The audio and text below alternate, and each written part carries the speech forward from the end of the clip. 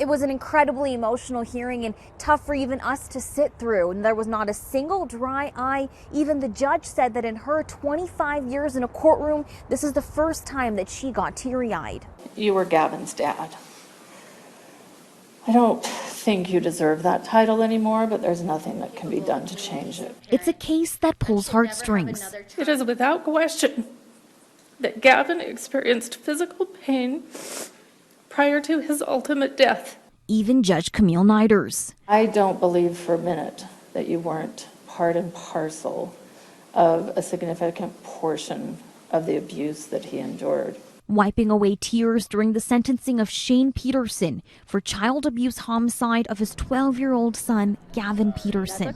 Gavin's stepmother and brother also pled guilty to child abuse charges. Gavin was dehumanized, isolated, starved, beaten, and ultimately died.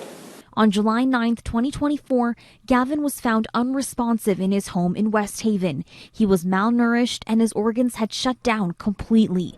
Judge Nider read from an expert at the University of Utah who studied Gavin's case. In the days leading up to his preventable death, his father reported he was vomiting and had at least one seizure. No medical care was sought. It's likely that the symptoms described were the early signs of the bacterial infection that would soon kill him. The Utah Division of Child and Family Services had multiple reports of Gavin being abused starting in February 2020. Rachel Reynolds worked at Gavin's school and said they were part of that reporting. The principal had been told by the parents not to give him food due to medications that he was on, but we would see him pull food out of the trash and run with it. And so we could not let that happen, so we gave him food every day. And I just wish we could have been there to feed him at his house. We heard a letter from Gavin's sister, who was also abused. My family and I will be grieving Gavin for the rest of our lives when we should not have to. Shane Peterson spoke during the hearing.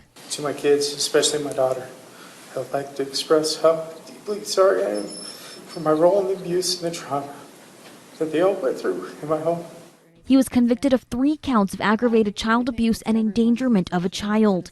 Judge Nider issued those sentences consecutively, including 5 years to life in prison for child abuse homicide. But I do think you're entitled to the maximum sentence of this case. I definitely felt a little bit of relief.